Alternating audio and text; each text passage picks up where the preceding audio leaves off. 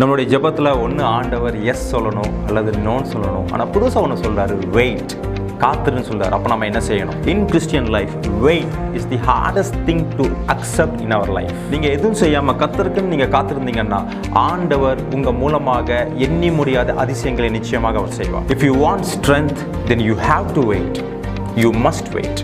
இன்றைக்கு சில பேர் ஊழியம்னு ஓடுறாங்க. நான் கர்த்தருடைய சமூகத்தில் அவங்க காத்திருக்கலை. அதனால ஊழியத்தில் ஒரு சில அவமானங்கள், ஒரு சில லட்சைகள் ஏற்படுகிறது. காத்திருப்புங்கிறது டூ ஆர் டை சிச்சுவேஷன்.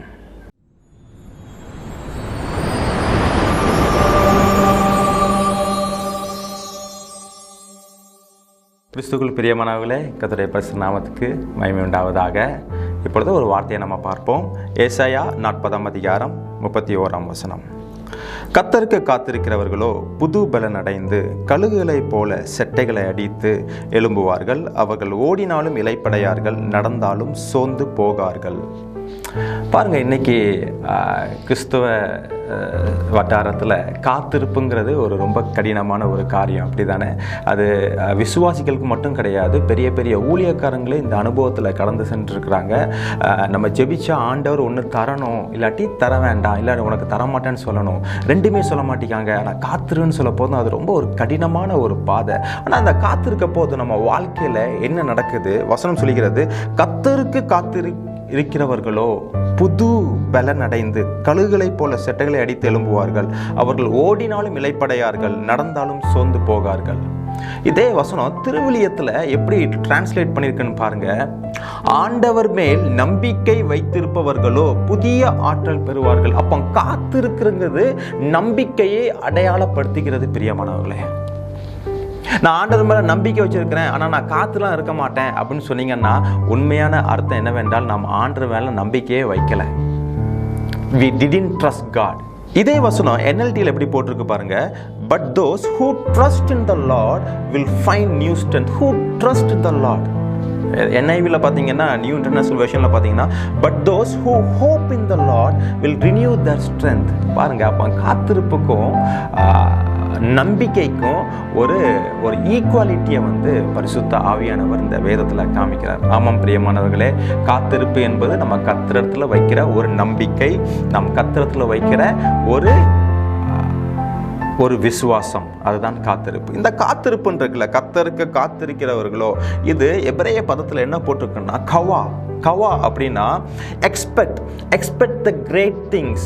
பொறுமையோடு இருந்து ஆண்டவர் சமூகத்தில் ஒரு பெரிய காரியங்களை நீ எதிர்பாரு. இன்னைக்கு வேதத்தில் பார்த்தீங்கன்னா பெரிய பெரிய பரிசுத்தவான்கள், ஆபிரகாம் வாழ்க்கையில், தாவீது வாழ்க்கையில், எலியா வாழ்க்கையில், எல்லார் வாழ்க்கையிலுமே ஒரு காத்திருப்பு, யோசேப்பு வாழ்க்கையில் ஒரு காத்திருப்பு இருக்குது, அப்படி தானே? அப்போ அவங்க காத்திருக்க போதும் நான் அழிந்து போவேன்னு சொல்லி அவங்க காத்திருக்கல. மாறாக என் தேவன் எனக்காக ஒரு பெரிய காரியங்களை செய்திருக்கிறார், பெரிய காரியங்களை அவர் செய்ய போகிறார். அதனால் நிச்சயமாகவே நான் காத்திருப்பேன், நிச்சயமாகவே என் தலையை அவர் உயர்த்துவார். See, expect the great things from the Lord. பொறுமையோடு தேவனிடத்தில் ஒரு பெரிய காரியத்தை நாம் அனுபவிக்க வேண்டும், நாம் பெற்றுக்கொள்ள வேண்டும். அதற்கு தாங்க இந்த அந்த காத்திருப்பு அப்படின்னு சொல்லுது. அப்போ காத்திருந்தனால என்ன பலன் கிடைக்குது? மொபைல் ஃபோன்ஸை நம்ம யூஸ் பண்ணுறோம், 24 hours நம்ம பேச முடியுமா? அதுக்குன்னு ஒரு ரெஸ்டிங் பீரியட் இருக்குது, அப்படி தானே? கொஞ்ச நேரம் நம்ம சார்ஜில் போடுறோம், ஒரு ½ an hour, ஒரு 1 hour, ஒரு 1.5 hour நம்ம அது அது சார்ஜில் போட போதும் தான் அது நம்ம திருப்பி நம்ம யூஸ் பண்ண முடியும். சாதாரண ஒரு ஆப்ஜெக்ட்டுக்கே இந்த காத்திருப்பு இருக்குன்னா நாம் தேவ சமூகத்தில் எவ்வளோ நேரம் நம்ம காத்திருக்க போதும் நிச்சயமாகவே உங்களுடைய பலன் குன்றி போவாது. பிரியமானவர்களே, தீர்க்கதரிசனமாக சொல்கிறேன், ஒருவேளை நீங்கள் சில காரியத்துக்காக நீங்கள் காத்திருக்கீங்களா?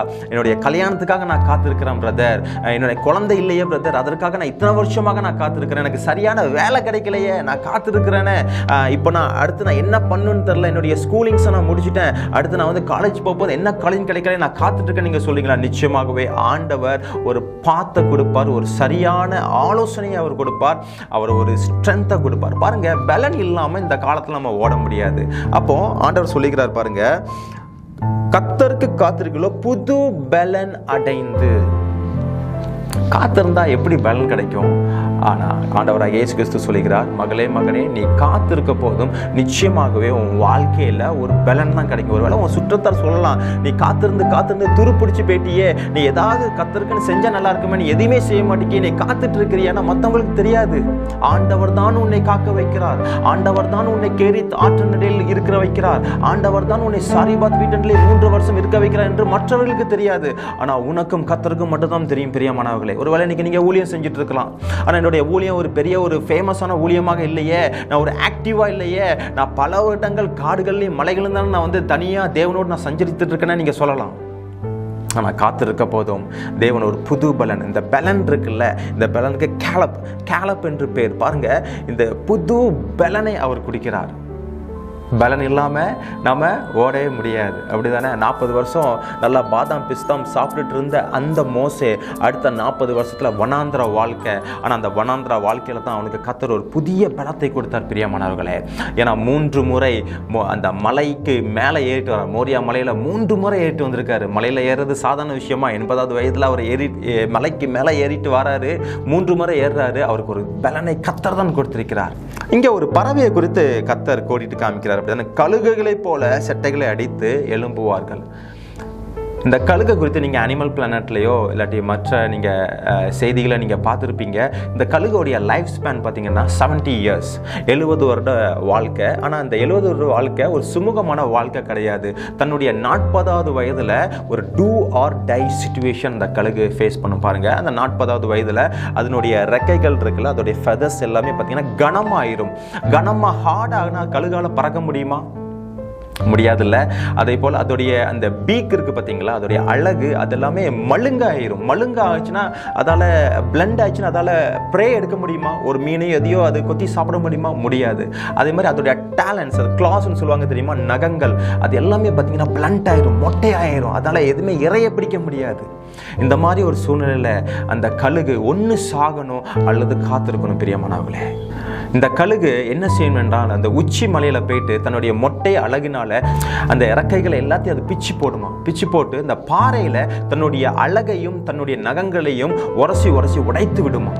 நீங்கள் இதை குறித்து நீங்கள் இன்டர்நெட்டில் நீங்கள் சர்ச் பண்ணி பாருங்கள்.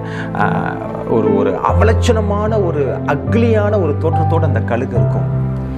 தனக்கு அழகு கிடையாது, இப்பொழுது தனக்கு அந்த நகங்கள் கிடையாது, தனக்கு இறகு கிடையாது. ஒரு கோழி குஞ்சை போல ஒரு உச்சி மலையில் அது பல நாட்கள், கிட்டத்தட்ட 6 மாதங்கள் அது உபவாசம் இருக்கிற ஒரு சூழ்நிலை உருவாகுது. பிரியமானவர்களே, அந்த மாதிரி உங்களுக்கு நடந்திருக்குதா? நான் என் வாழ்க்கையில் நல்லா பறந்துட்டு இருந்தேன் பிரதர், என் வாழ்க்கையில் நல்லா படித்து நல்லா டிகிரி வாங்கி நல்ல ஒரு வேலையில் இருந்தேன். ஆனால் இன்னைக்கு என் வாழ்க்கை ஒரு 4 செவத்துக்குள்ளே இருக்குது பிரதர். அந்த கழுகு அந்த உச்சி மலையில் இருக்க போது அதோடு இருக்கிற கழுகுகள், அதோடைய ஜூனியர் கழுகு எல்லாத்தையும் பார்க்கும்போது அது நல்லா பறந்துட்டு இருக்க போது இந்த கழுகுக்கு என்னங்க தெரியும்? எப்படி இருக்கும் கொஞ்சம் நினச்சி பாருங்கள். எனக்கு அப்புறம் படித்து வந்தாங்க, எனக்கு அப்புறம் இந்த வேலையில் ஜாயின் பண்ணாங்க. என்னுடைய கொலீக் அவ்வளோவா டேலண்டட் கிடையாது பிரதர், அவ்வளோவா ஒரு சின்சியரிட்டி கிடையாது. ஆனால் இன்றைக்கி பார்த்தீங்கன்னா என்ன காட்டிலும் அவங்க உயர பறந்து கொண்டிருக்காங்க, நான் வெயிட் பண்ணிக்கிட்டு இருக்கேனே. எவ்வளோ ஒரு மோசமான ஒரு சிச்சுவேஷன். சில ஊழியக்காரங்களை குறித்து நான் பேசுகிறேன் பிரதர் அண்ட் சிஸ்டர். உங்களுடைய ஊழியம் ஒரு காலத்தில் நீங்கள் நல்லா பண்ணிட்டு இருந்தீங்கன்னா திடீர்னு பார்த்தீங்கன்னா ஒரு அவமானம், திடீர்னு ஒரு லட்சை, திடீர்னு ஒரு hopeless situation, do or die situation. அந்த மாதிரி சூழ்நிலையில் ஒரு நாள் வந்தது. பிரியமானவர்களே, ஒரு புதிய ரெக்கை முளைத்தது அந்த கழுகுக்கு, ஒரு புதிய அழகு முளைத்தது, ஒரு புதிய நகங்கள் முளைத்தது. அதுக்கப்புறம் 30 வருஷம் ராஜாவாக அந்த கழுகு பறந்தது. பிரியமானவர்களே, கழுகுகளை போல செட்டைகளை அடித்து எழும்புவார்கள். அதற்கு தான் தேவன் இந்த கழுகை குறித்து அவர் போட்டிருக்கிறாரு. வசனம் சொல்கிறது, அவர்கள் ஓடினாலும் இளைப்படையார்கள், நடந்தாலும் சோர்ந்து போகார்கள். இஸ்ரவேல் ஜனங்கள் எகிப்திலிருந்து கானானுக்கு போகும்போதும் கத்தர் போன்னு சொன்னால் போகிறாங்க. கத்தருடைய மேகம் அப்படின்னு நினச்சினா வெயிட் பண்ணுறாங்க, காத்திருக்கிறாங்க. அதனால தான் பல மைல் தூரம் நடந்தாலுமே அவங்க கால்கள் வீங்கி போகவில்லை. அவங்களுடைய அந்த சாண்டில்ஸ், அந்த செருப்பு கூட தேய்ந்து போகவில்லை. பாருங்கள், இன்றைக்கி நீங்கள் காத்து இருக்கிறீங்களா? நிச்சயமாக சொல்கிறேன், கர்த்தருடைய ஆவியை கொண்டு சொல்லிக்கிறேன், உங்கள் வாழ்க்கையில் நிச்சயமாகவே உங்களுடைய கோல் துளிர்க்கும். பிரியமானவர்களே, நிச்சயமாகவே கழுகு போல பலனை கர்த்தர் உங்களுக்கு கொடுப்பார். நிச்சயமாகவே உங்களுடைய காத்திருப்பு ஒரு நாளும் வீணாய் போகாது. Waiting period is not a wasting period. Behind the scene God is do something in your life, brother and sister. I hope this video will be very blessed for you, and if so, please then share this video to your friends and relatives. God bless you. Bye from Timal.